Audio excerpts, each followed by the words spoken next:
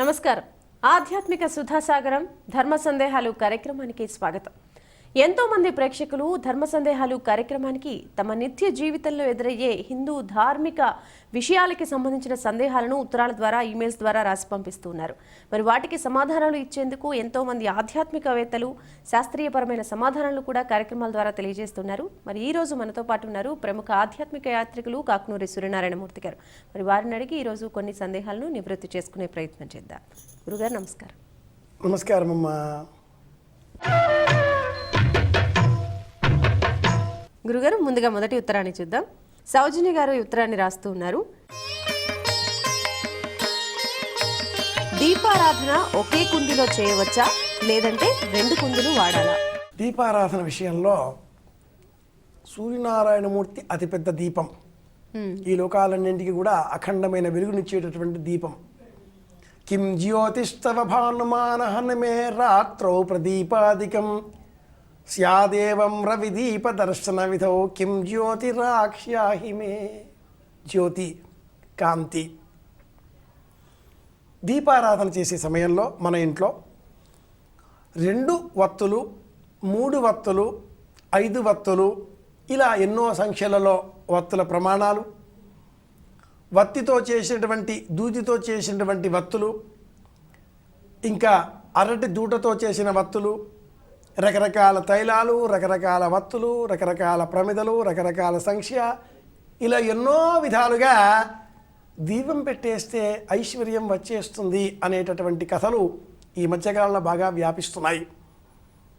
నిజానికి దీపం పెట్టవలసింది మనస్సులో, నిజానికి దీపం వెలిగించవలసింది మనస్సులో. సూర్యాస్తమయం కంటే పూర్వమే దీపారాధన చేసి రాత్రంతా కూడా ఎవరి ఇంట్లో దీపం వెలుగుతుందో, సూర్యోదయం అయ్యేంత వరకు దీపం అఖండంగా వెలుగుతూ ఉంటుందో ఆ ఇంట్లో ఐశ్వర్యం, ఆనందం తాండవిస్తుంది అని చెబుతుంది సంప్రదాయ పరిహార శాస్త్రం, జ్ఞాన విజ్ఞాన శాస్త్రం. ప్రత్యేకించి జ్యోతిష సంబంధంగా చెప్పే అనేక అంశాలలో దీపం గురించి ప్రస్తావన చేస్తూ 2 వత్తులు మనిషికి దేవుడికి ప్రతీక. దీపారాధన చేసే సమయంలో భగవంతుడి చిత్రపటం, ఇరువైపులా 2 ప్రమిదలు, 2 వత్తులు, 2 దీపాలు, ఇలా చెయ్యాలి. ఇలా చేస్తేనే ఆరోగ్యకరం, ఆనందదాయకం. సాధ్యం త్రివర్తి సంయుక్తం వంధినా యోజితం మయా. ఉపచారాలలో ఈ దీపారాధన అన్న ఉపచారం 14వదిగా వచ్చినప్పుడు ఉపచారాల క్రమంలో దీపం వెలిగించేటప్పుడు 3 వత్తులు వెలిగించాలి. ప్రారంభంలో మట్టుకు ప్రప్రథమంగా శ్రీ గురుభ్యో నమః, శ్రీ మహాగణాధిపతయే నమః, మాతాపితృభ్యో నమః, దీపారాధనం కృత్వా అన్నప్పుడు మట్టుకు 2 వత్తులతో ఉండే దీపాన్ని వెలిగించాలి. ఈ 2, ఒకటి జీవుడు, రెండవది ఈశ్వరుడు, ఇలా భావన చేయాలి. ఈ 3 వత్తులు వేసినప్పుడు ఆ 3వది ప్రకృతికి, కోరికలకు ప్రతీకాత్మకంగా మనం గుర్తించాలి. చిత్రపటానికి మట్టుకు ఇరువైపులా 2 దీపాలు ఉన్న పక్షంలో ఒక దీపాన్ని మరొక దీపం చూస్తుంది కనుక దిగ్దోషం ఉండదు. ఒక దీపాన్నే వెలిగిస్తే దిగ్దోషం అన్నది ఏర్పడుతుంది. ఆ వెలిగించే దీపం ఒక్కటి తూర్పు వైపున వెలుగుతున్నది, ఒకే దీపం ఉన్నది అనుకుంటే శాంతి లభిస్తుంది. వెలిగించే దీపం ఉత్తరం వైపున ఉన్నది, ధనం లభిస్తుంది, దుఃఖం కూడా కలుగుతుంది. పడమర వైపున వెలుగుతున్నది, అనారోగ్యం కలిగే అవకాశం ఉంటుంది, బంధువులు శత్రువులు అవుతారు. పడమర వైపున కూడా దీపం వెలిగించకూడదు. ఇక దక్షిణం వైపున దీపం వెలిగిస్తే మరణమే సూచన అంటుంది పరిహార శాస్త్రం. ఇలాంటి సందర్భాలలో 2 దీపాలు వెలిగిస్తే ఒక దీపాన్ని మరి ఒక దీపం చూస్తుంది గనక దిక్కు దోషం ఉండదు. మన ఇళ్లలో, అపార్ట్మెంట్ సంస్కృతిలో దేవతారాధన చేసే చోట దీపాలు వెలిగించేటటువంటి సమయంలో దిక్కు ఎక్కడా, దీపం ఎక్కడా అన్న అనుమానం మన మనసులో సదా తొలుస్తూనే ఉంటుంది. ఇలా కాకుండా ఆ దీప ప్రమిదలో, కణికలో ఊర్ధ్వం వైపుగా ఉండే దీపం వెలిగించగలిగితే ఒక దీపం సరిపోతుంది. ఆ చివరలో వెలిగించేటప్పుడు మాత్రం 2 దీపాలు ఉండాలి. మన ఇంట్లో తైలం లభ్యత, అనుకూలత, ధనం ఇవన్నీ చూసుకోవాలి. తెచ్చిన డబ్బల్లా కూడా దీపాలకే ఖర్చు పెట్టేస్తుంది ఈవిడ అన్నమాట రాకుండా కూడా చూసుకోవాలి కదా. మధ్య సంసారాలు అన్నప్పుడు ఒక దీపమే వెలిగించుకునే పక్షంలో ఆ దీపం ఊర్ధ్వ దిగ్భాగంలో ఉండేటట్లుగా మనం వెలిగించిన పక్షంలో కైవల్యము, ఆనందము, సదా పెదవులపై చిరునవ్వు అన్నీ లభిస్తాయి. ఇది దీపాన్ని వెలిగించడంలో ఉండేటటువంటి అంతరార్థం. మరొక ఉత్తరాన్ని చూద్దాం గురుగారు. నల్గొండ నుండి జ్యోతి గారు రాస్తూ ఉన్నారు. జపమాలను మెడలో వేసుకోవచ్చా, మెడలోని మాలతో జపం చేయవచ్చా? అలా చేయకూడదు అంటుంది సంప్రదాయ పరిహార విజ్ఞాన శాస్త్రం. జకారో జన్మ విచ్ఛేద పకార పాపనాశక జన్మ పాప వినాశిత్వాత్ జప ఇత్యభిధీయతే అని మనకు సంప్రదాయం చెబుతుంది. జపము అంటే జన్మ జన్మలలో ఉండేటటువంటి పాపాలన్నింటినీ కూడా తొలగించుకోవడం అని అర్థం. జకారో జన్మ విచ్ఛేద పకార పాపనాశక. జపం చేసే నిమిత్తమై ఒక జపమాలని మనం వినియోగిస్తూ ఉంటాం. స్ఫటికంతో చేసిన జపమాల వినియోగిస్తే జనాకర్షణ, వశీకరణ అంటుంది ఆ శాస్త్రం. తులసిమాలతో జపం చేసిన పక్షంలో శ్రీమన్నారాయణమూర్తి అనుగ్రహం లభిస్తుంది, కైవల్యం దొరుకుతుంది. ముత్యముల పూసలతో చేసిన జపమాలతో జపం చేస్తే ఆకస్మిక ధనప్రాప్తి. పగడాలతో చేసిన జపమాలతో జపం చేస్తే శత్రువులపైన విజయం. తామర మొగ్గలతో కూర్చిన జపమాలతో జపం చేస్తే అఖండ ఐశ్వర్యం. అలాగుననే బంగారపు పూసలతో చేసిన జపమాలతో జపం చేస్తే ఆరోగ్యం. బంగారపు పూస, నల్ల పూస ఇలా నామడలో ఉన్నట్లుగా ఆరోగ్యంతో కూడుకున్న స్వరూపం. ఆరోగ్యము, ఐశ్వర్యము రెండూ లభిస్తాయి. బంగారు పూసలు, నల్ల పూసలు జమిలిగా వేసినటువంటి జపమాలతో మనం జపం చేసిన పక్షంలో ఆరోగ్యము అలాగే ధనము రెండూ లభిస్తాయి. అయితే జపం చేసే జపమాల వేరు, మెడలో హారంగా ధరించే జపమాల వేరు. జపం చేసే జపమాల ప్రత్యేకతతో కూడుకున్నది అవుతుంది, దానికి మేరు అన్నది ఉంటుంది. జపం చేసే సమయంలో సంకల్పం చేసి అంగన్యాస కరన్యాసములు చేసి ప్రత్యేకంగా ఆ జపమాలను చేతిలో తీసుకొని ఆ జపమాలను చాటుగా కనిపించే విధంగా గోముఖము అంటారు. ఎల్ ఆకారంలో ఉండే ఒక సంచి అందులో వేసి అరచెయ్యి జపమాల ఆ పూస లోపలికి వేసుకుంటున్నామా బయటికి వేసుకుంటున్నామా కూడా తెలవకుండా ఇలా లోనగా పెట్టేసేసి జపం చేయాలి. సంప్రదాయం తెలిసిన ప్రాచీనులు అమ్మాయి జపం చేసే సమయంలో ఇలా కండువా తీసి జపమాల పైన వేసి ఇలా చేస్తూ ఉంటారు కనిపించకుండా.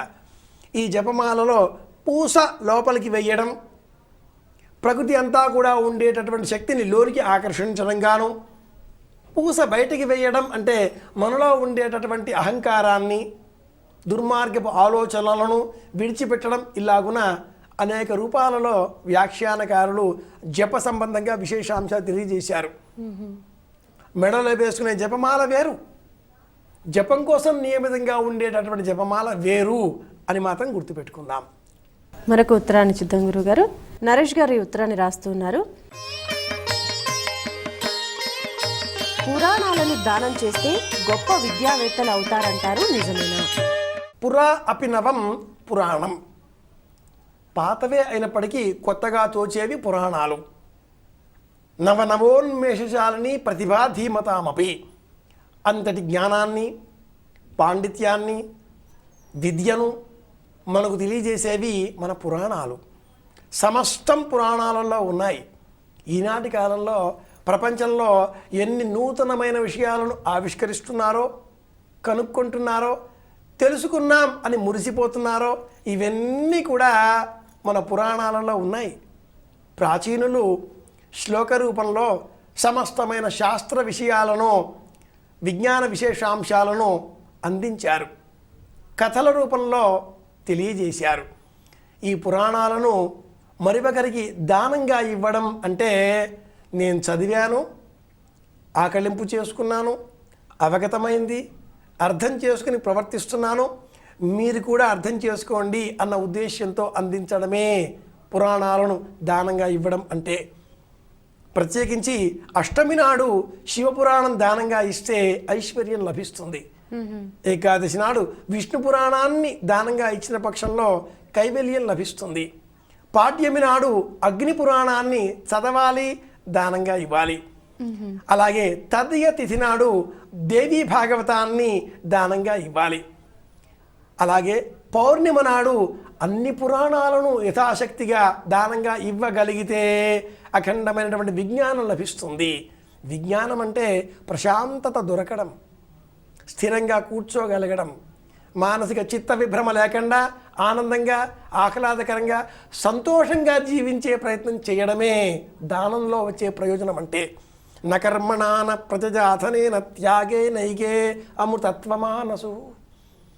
పురాణాలన్నీ కూడా దేవీ పరంగానో, విష్ణు పరంగానో, శివపరంగానో ఉంటాయి. గణేశ పరంగా కూడా ఉన్నది అనుకున్న ముద్గల పురాణాన్ని సవితి తిథి నాడు దానంగా ఇవ్వాలి. ఇలాగున ఆయా దానాలని ఇస్తే నిజంగానే విద్యాభివృద్ధి కలుగుతుంది. అందుకనే చిన్నారి బాలబాలికలు చదువుకోవడం కోసం అక్షరాభ్యాసం అంటూ ప్రారంభం చేస్తారు. ఓ నామః శివాయ సిద్ధన్నమః అని వ్రాసిన రోజున పుస్తకాలను దానంగా ఇవ్వాలి, పలకలు దానంగా ఇవ్వాలి అన్న ఆచారాన్ని సంప్రదాయం ఇందుకోసమే ఏర్పాటు చేసింది. కనుక తిథులలో పురాణాలు ఏర్పాటు చేస్తే మంచిదే. కుదరని పక్షంలో ప్రత్యేకంగా వచ్చేటటువంటి పండుగలు, పర్వదినాలు, పబ్బాలు ఇలాంటి రోజున ఆ పుస్తకాన్ని చదివేటటువంటి వారికే ఆ పుస్తకాన్ని ఇవ్వాలి. ఎవరికో దొరికిన వాడికో కనిపించిన వాడికో ఇస్తే ఏ లాభం? అంధేందూదయముల్ మహాభద్రశంఖారావముల్ నపుంసక వధూకాంక్షల్ కృతజ్ఞావళి బంధుత్వంబులు ఇలాంటివి అంటాడు పోతనామాచుల వారు. విష్ణుభక్తి అనేటువంటి వారి జీవితాలన్నీ కూడా.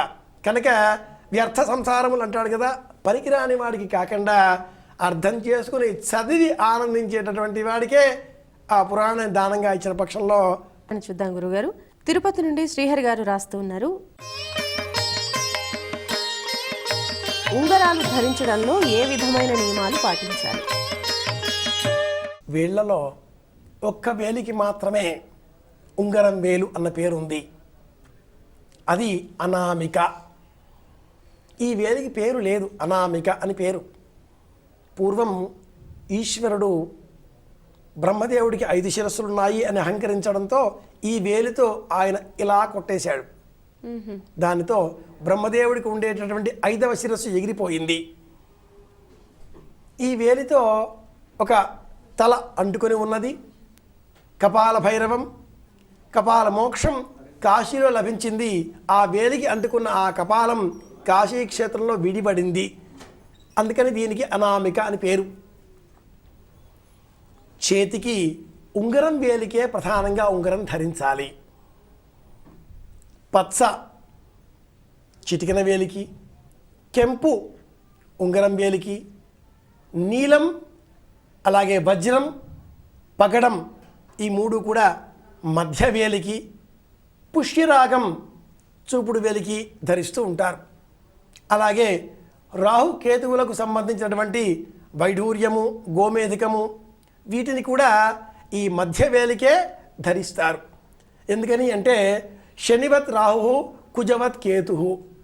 కేతువు కుజుడు ఇచ్చే ఫలితాన్ని ఇస్తాడు, రాహువు శని ఇచ్చే ఫలితాన్ని ఇస్తాడు. కనుక శుక్రుడు, శని, కుజుడు ఈ 3 కూడా అత్యంత స్నేహితులు, మిత్రులు. కనుక ఈ 3కి సంబంధించినటువంటి రత్నాలు ఈ మధ్య వేలికి, శని వేలికే ధరింపజేయాలి అంటుంది రత్నశాస్త్రం. అయితే ఈ అన్నీ కూడా ఉంగరం వేలికి ఉంగరం ఉన్నప్పుడే పనిచేస్తాయి.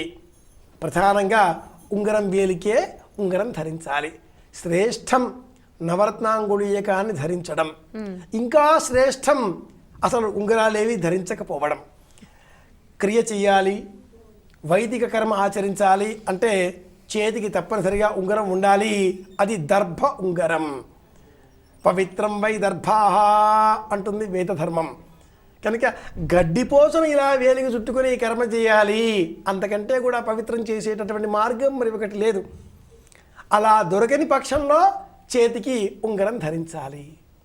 శరీరంలో ఉండే నాడులలో ఈ వేలు, ఉంగరం వేలు, చెవి చివరి తమ్మె, ముక్కు చివరి భాగం, కాలి వేళ్లలో 2వ వేలు ఈ ఉండేటటువంటి ప్రత్యేకతలు గుర్తించినటువంటి సంప్రదాయ విజ్ఞానం వీటికి రంధ్రములు చేసి, అలంకరణలు చేసి, ఆభరణలు ధరింపజేసి, జీవ శరీరంలో అంటే శరీరంలో ప్రవహించేటటువంటి రక్తవేగాన్ని నియంత్రించే ప్రయత్నం చేసింది.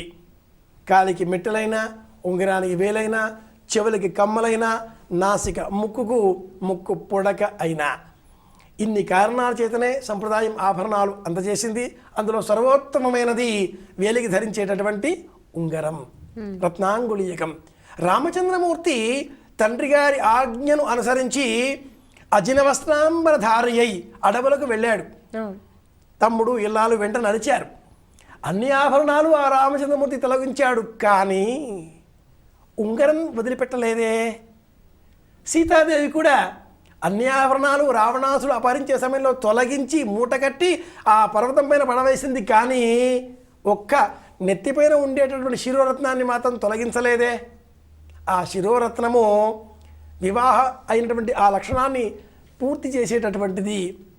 ఈ ఉంగరం ఇతడు నియమింపబడి ఉన్నాడు, నియమితమైన జీవనం గడిపేవాడు అని చెప్పేది. కనుకనే రాముడు ఉంగరాన్ని తీయలేదు. ఆ ఉంగరాన్ని ఆంజనేయునికి ఇస్తే ఆంజనేయుడు సీతాదేవి సమర్పించాడు. సీతారాముల పునః కలయిక, ఆ పిమ్మట రావణ వధ, ఆ పిమ్మట పట్టాభిషేకము అన్నిటికీ మూల కారణం ఈ ఉంగరం కదా. ఇంత నేపథ్యం ఉంగరం వెనకాతల ఉంది. మరొక ఉత్తరాన్ని చూద్దాం గురుగారు. విజయ్ గారు వరంగల్ నుంచి ఉత్తరాన్ని రాస్తున్నారు. గృహప్రవేశ సమయంలో పాలు ఎందుకు పొంగిస్తారు? పాడి పశువులు అన్నవి మనం చెప్పుకోవాలి అంటే ఇంట్లో పాలు ఉండాలి. పాలు చల్లదనానికి ప్రతీక. పాలు సంపూర్ణ ఆహారం.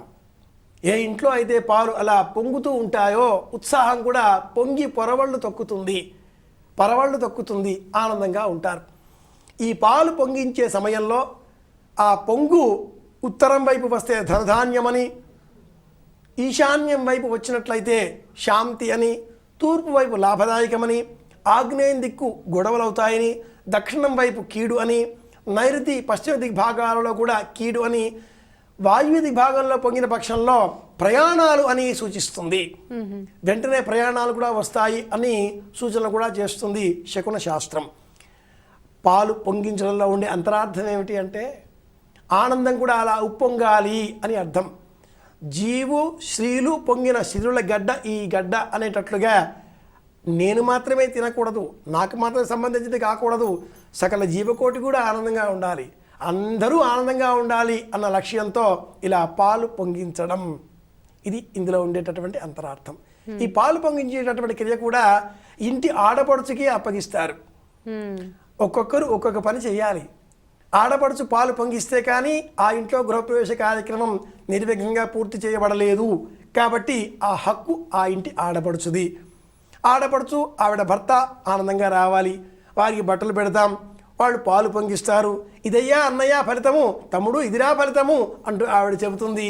ఆనందంగా పాయసం చేసుకుంటాం, వ్రతం చేసుకుంటాం, యజ్ఞం చేస్తాం, హోమం చేస్తాం, ఎవరి పని వాళ్ళు చేస్తాం అనుకుంటే అందులో ఆ ఆడపడుచు కూడా ఉత్సాహంతో ఆనందంగా ఉండాలి. పాలు పొంగించడం ఇంత కథ. మరొక ఉత్తరాన్ని చూద్దాం గురుగారు. ఖమ్మం నుండి నిర్మల గారు రాస్తూ ఉన్నారు. తూర్పు దిక్కుకు అంత ప్రాధాన్యత ఎందుకు ఇస్తారు? తూర్పు దిక్కు సూర్యుడు ఉదయించేటటువంటి దిక్కు. మనకు సంబంధించినంత మట్టుకు వెలుతురు, విజ్ఞానము, కాంతి అన్నింటికీ సంబంధించి తూర్పు దిక్కు ప్రధానమవుతుంది. ఎవరికైనా ఏదైనా సమాధానం తెలవదు అంటే తూర్పు దిక్కు దండం పెట్టు అంటూ ఉంటాం. ఆ తూర్పు వైపు ఒక దైవం ఉంటుంది, ఆ దైవం విజ్ఞానాన్ని అందిస్తుంది. తూర్పు వైపు తిరిగి నమస్కారం చేస్తే నీ ఆలోచనలు బాగా పనిచేస్తాయి, సమాధానం స్ఫురిస్తుంది అన్న సూచన కూడా అందులో ఉంది. దర్భాణాం మహదపస్థిర్యోపస్థం కృత్వా అంటూ వేదంలో కూడా ఎప్పుడు మనం దేవధ్యానం చేయాలి అంటే సూర్యోదయానికంటే 45 నిమిషాల కంటే పూర్వం తూర్పు దిక్కున కూర్చొని దర్భ ఆసనం పడితే దానిపైన కూర్చొని భగవద్ధ్యానం చేయాలి, దైవధ్యానం చేయాలి అంటూ వేదం వర్ణిస్తుంది. ప్రాంగాసీన తూర్పు వైపుగా మొహం కూర్చోబెట్టుకుని తూర్పు వైపు కూర్చొని మనం జపం చేయడం ప్రారంభం చేయాలి, భగవద్ధ్యానం చేయాలి. పడమర వాలుగా ఉన్న పక్షంలో భయం కలుగుతుంది. వీపు చూపించాడు అంటే ఓటమిని అంగీకరించినట్లేగా. యుద్ధరంగంలో ఎవరైనా వీపు చూపించారు అంటే వారిపైన ప్రహారం చేయకూడదు. ఈ వీపు పడమర దిక్కు కనుక మనమంతా కూడా తూర్పు వైపుననే ప్రయాణం చేస్తూ ఉంటాం. తూర్పు వైపున ముందు జరుగుతూ ఉంటుంది ఈ విశాల విశ్వంలో ఉండేటటువంటి సమస్త గ్రహమండలం అంతా కూడా అంటుంది వేదం. శింషిమార చక్రం అంతా కూడా నిరంతరం కదులుతూనే ఉంటుంది. సూర్యనారాయణమూర్తి, చంద్రుడు, భూమి అన్నీ కదులుతున్నాయి. సూర్యుడు స్థిరంగా ఉంటాడు, ఆయన చుట్టూ గ్రహమండలాలు తిరుగుతూ ఉన్నాయి అని ఆగులు చెబుతూ ఉంటారే, అది కూడా అబద్ధమే. అసలు మొత్తం గ్రహమండలమే కదులుతూ ఉన్నది. ఇలా అనుకున్నప్పుడు ఈ కదలిక ఎటువైపు? తూర్పు వైపు. అన్ని గ్రహాలు, ఉల్కలు, నక్షత్రాలు, పాలపుంత, వియన్మండలం అంతా కూడా తూర్పు వైపు కదులుతున్నది అంటూ వేదం వర్ణిస్తుంది. ఈ సంగతి తెలిసినటువంటి సనాతన సంప్రదాయం అందుకే తూర్పు వైపు అన్న ప్రాధాన్యతను అందజేసింది. ఇల్లు కూడా తూర్పు వైపున ఉన్న పక్షంలో ప్రధాన ద్వారం, ప్రధాన గుమ్మం తూర్పు వైపుగా ఉన్న పక్షంలో తొలి వెలుతురు కిరణం మన ఇంట్లో పడుతుంది. ఉత్సాహంతో ఉంటాం, ఆనందంగా ఉంటాం. ఇది తూర్పుకు ఇంత ప్రాధాన్యత ఇవ్వడంలో ఉండేటటువంటి అంతరార్థం. ఒక సినీ కవి ఇలా వర్ణిస్తాడు: తొలి సంధ్య వేళలో మలిపొద్దు పొడుపులో ఉదయించే రాగం భూపాళం. కదా, తొలి సంధ్య తూర్పు దిక్కు. ఇది సమాధానం. సంతోషం గురుగారు. ప్రేక్షకులు రాసిన ఉత్తరాలన్నింటికి చక్కటి సమాధానాలను తెలియజేసినందుకు ధన్యవాదాలు. కృష్ణార్పణం. వీక్షించారు కదా ఇవాల్టి ధర్మ సందేహాలని. మరి మీకు కూడా ఇటువంటి సందేహాలు ఉన్నట్లయితే మీ సందేహాలను ఉత్తరాల ద్వారా, ఈమెయిల్స్ ద్వారా మాకు రాసి పంపించండి. మా చిరునామా ధర్మ సందేహాలు, కేర్ ఆఫ్ భక్తి TV, road number 92, Jubilee hills, Hyderabad 5,96,000. మా ఈమెయిల్ ఐడి bhaktihyd@gmail.com. ఇది ఇవాల్టి ధర్మ సందేహాలు కార్యక్రమం. మరో కార్యక్రమంలో మళ్ళీ కలుద్దాం. నమస్కారం.